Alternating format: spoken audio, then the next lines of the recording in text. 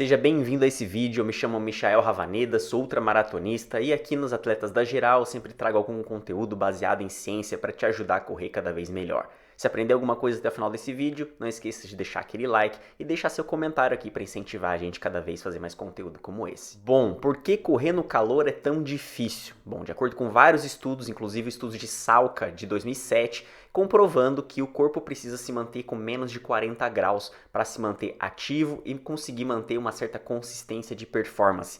Portanto, se está muito calor ou muito úmido, o corpo não consegue trocar essa temperatura com o meio ambiente, aumentando a temperatura interna e assim podendo causar até colapso do atleta caso ele se mantenha durante muito tempo numa alta temperatura. Então, sempre temos dois fatores que podem afetar a sua corrida: a temperatura e a umidade. Quem mora no litoral, em lugar mais quente, sabe que a umidade sempre é extremamente alta. Eu sempre nasci em Curitiba, eu morei fora do Brasil, na França, 7 anos, vivi minha vida inteira em lugar frio. E atualmente eu moro em Vitória, no Espírito Santo, de onde minha esposa é, e aqui a temperatura sempre é acima dos 27, 28 e a umidade também sempre acima dos 80 ou 90. Isso é o normal. E eu vou mostrar para vocês uma tabela criada justamente por cientistas que mostram quais seriam níveis confortáveis de corrida ou não confortáveis baseado na temperatura e na umidade. E a partir disso você pode adaptar o horário do seu treino, por exemplo, se você mora em um lugar mais quente ou mesmo se você mora em um lugar mais frio durante o verão, caso faça algum dia de muito calor. Eu vou usar um exemplo para vocês aqui, ó, uma temperatura bem clássica de quem mora na praia, mora no litoral, 28 graus. Então, olhando aqui na parte de baixo dessa tabela, vocês estão vendo aqui, ó, 28. Se a gente traçar uma linha reta para cima, a gente vai vendo que o eixo Y aqui tem a umidade. Uma umidade muito típica também na praia é em torno de 85, 90, vocês podem encontrar facilmente. Então, se vocês forem subindo aqui no 28 e traçarem uma linha também horizontal ali nos 90, vocês vão perceber que a gente vai cair nessas casas amarelas, nos números amarelos. E aqui olhando a legenda da imagem, vocês estão vendo que amarelo significa grande desconforto, evite se exercitar. Então aqui vocês estão tendo a parte azul, que seria sem desconforto, a parte verde, que você pode sentir algum desconforto durante o exercício, a amarela, que você deve evitar fazer exercício, a laranja, onde já se torna perigoso fazer exercício, e na parte vermelha, então, é onde você nem deveria pensar em fazer algum exercício físico. Vocês podem ver que conforme a umidade vai aumentando, é mais fácil você cair em uma dessas casas amarelas, laranja ou mesmo nas vermelhas. Portanto, antes de você fazer uma corrida, quando você procura que temperatura vai fazer, olhe também a umidade, porque isso pode impactar muito na sua percepção de esforço. Antes eu acordava sempre muito cedo para fazer minha corrida, mas durante o verão, por exemplo, aqui em Vitória, às 6 da manhã, 6h30, já está 27 graus e umidade lá em cima. Então eu comecei a optar por correr de noite. Eu mudei minha rotina durante a semana e eu corro de noite, onde a temperatura está 24, 25, 26, a umidade já cai dos 90 para 80, 75, então a percepção de esforço fica muito melhor. Bom, e qual é o impacto do calor e da umidade na performance? Falando de temperatura, para algumas distâncias existe uma temperatura média já achada pela ciência que seria o ideal para você correr. Por exemplo, 5 km seria entre 10 e 12 graus, 10 km entre 8 e 12 graus, meia maratona entre 8 e 11 graus e maratona entre 5 e 10 graus. Mas como você sabe, existem muitas cidades do Brasil, se não a maioria, que jamais chegam nessas temperaturas. Não sei se vocês foram reparando, mas a temperatura recomendada para cada distância, a temperatura foi diminuindo conforme a distância foi aumentando. Por quê? Porque justamente você fica mais exposto numa prova longa àquela temperatura. Então, se a temperatura for mais alta numa longa distância, você vai sentir mais. Em uns 5 km você consegue até se esforçar muito, você demorar ali 20, 25, 30 minutos para terminar a prova. Agora uma maratona que você pode demorar 3, 4, 5, 6 horas para terminar, você vai ficar muito mais tempo exposto à temperatura, você vai transpirar muito mais, o que vai afetar muito a sua corrida. E fica aqui comigo que já já vou te mostrar uma dica, um teste que você pode fazer de suor para que você se hidrate melhor, para recuperar melhor durante a corrida e também após. De maneira geral, a regra que vocês devem ter em mente é que a cada 5 graus acima da temperatura ideal que eu acabei de citar, você pode perder de 1 a 3% de performance. Eu vou dar um exemplo para vocês de um atleta que consegue correr uma maratona em 3 horas, um atleta que corre rápido. A temperatura ideal para ele seria até 10 graus, vamos colocar assim. Supondo que ele corra a 25 graus. Então,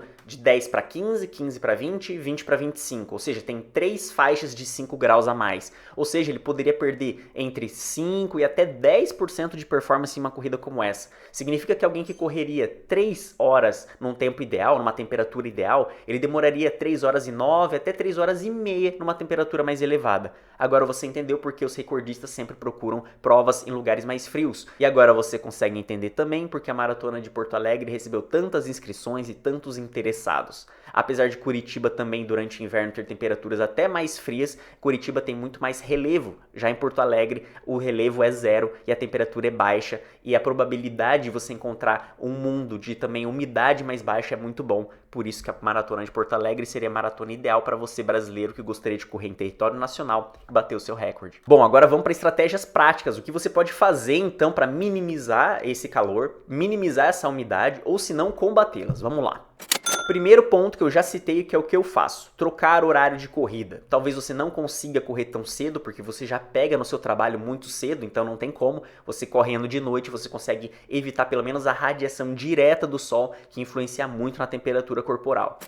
Segundo ponto, e muito atleta esquece, adapte o ritmo. Se você, por exemplo, a vida inteira treinou em temperaturas amenas, em Curitiba, São Paulo, Porto Alegre, e você vai correr, por exemplo, em Salvador, Rio de Janeiro, Vitória, você não vai poder manter o mesmo ritmo pretendido na sua maratona do seu treino. Talvez você vai ter que colocar 5, 10 segundos a mais. Muitos atletas tentam teimar com isso e ir contra a ciência. Teu corpo ele vai responder de maneira diferente em uma outra temperatura. Então comece estudando o começo da prova. Comece 5, 10 segundos acima do seu pace ideal e conforme você vai avançando, se você se sentir bem, você mantém o seu pace pretendido. Mas coloque na cabeça que seja muito provável que você tenha que negociar esse tempinho a mais. Em provas de 5 e 10 km talvez seja menos relevante, mas para meia maratona e maratona pense sempre nisso. Terceiro ponto são usar roupas leves. Principalmente para a mulherada que costuma correr de leg, tente correr de shorts, de top, tudo que evite que a temperatura do corpo fique armazenada. Quanto mais você puder liberar para o meio ambiente, melhor. Uma quarta dica é o resfriamento prévio. Existe um estudo do Alex Hutchinson que mostra que se você tomar um banho, se resfriar antes de ir para sua corrida, isso comprova que você consegue ter uma troca de calor melhor com o ambiente, você se sente mais leve. A percepção que você tem é que você consegue trocar a temperatura melhor com o meio ambiente. O ponto número 5 é hidratação e sais minerais, e eu vou falar um pouco mais detalhado agora com vocês. Este é o famoso teste do suor. Se você nunca fez, recomendo fazer. E não só uma vez, mas 2, 3, até 5 vezes para você poder tirar uma média. A ideia é simples, você vai se pesar sem roupa antes de correr. Em seguida, você vai então anotar o seu peso exatamente nesse momento. Você vai partir para correr e você vai correr durante 1 hora. Você vai voltar para casa e você vai se pesar novamente. E você vai então calcular essa diferença. Supondo que você pese 70 quilos e você voltou para casa depois de 1 hora de corrida e pesou 68,5. Então deu uma diferença de 1,5 kg. Você vai pegar essa diferença, 1,5 então, e dividir pelo peso que você tinha lá no começo antes de correr. Então 1,5 dividido por 70. Você vai ver que nesse cálculo vai dar 2,1%. Significa que você perdeu mais de 2% do seu peso corporal durante essa corrida. Isso já indica que você tem uma sudorese mais elevada ou você perdeu mais água do que o normal. Normalmente deve ficar abaixo de 2%.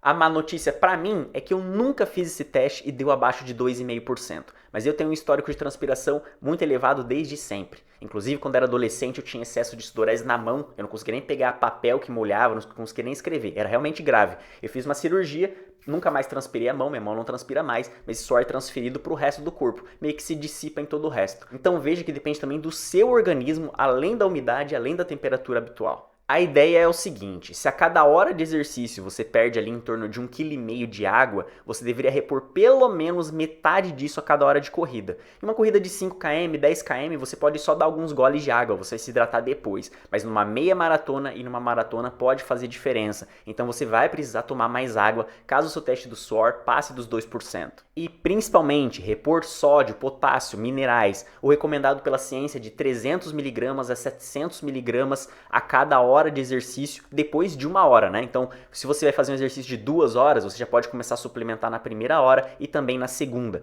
Como eu falei, treinos de 5 ou 10 km, onde você demora talvez no máximo um pouquinho mais de 1 hora, não seja necessário durante o treino, mas depois, caso você queira se recuperar mais fácil. Então lembre, em qualquer prova, dê alguns goles de água a cada 15, 20 minutos quando você passar pelo posto de hidratação. Se sua prova durar mais de 1 hora, então capriche mais, beba um pouquinho mais e reponha eletrólitos. É muito importante e a maioria dos atletas hoje em dia não fazem. Molhar a cabeça, molhar o pescoço, o ombro, ajuda a resfriar a temperatura corporal. Uma dica também é resfriar o punho e a mão. A mão é uma grande condutora de calor do nosso corpo e você resfriando ela, você consegue diminuir os batimentos cardíacos também.